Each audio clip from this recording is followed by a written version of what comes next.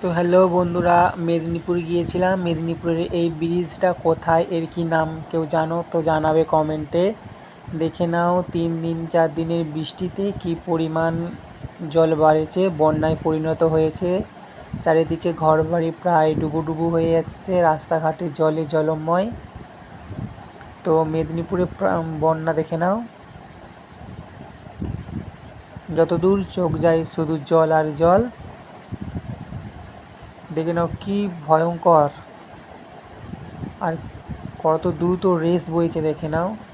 রাস্তায় মানুষ ভিড় জমিয়ে দেখছে, অনেকে আবার মাছ ধরছে। দেখে নাও বন্ধুরা, যতদূর চোখ যায় শুধু জল আর জল।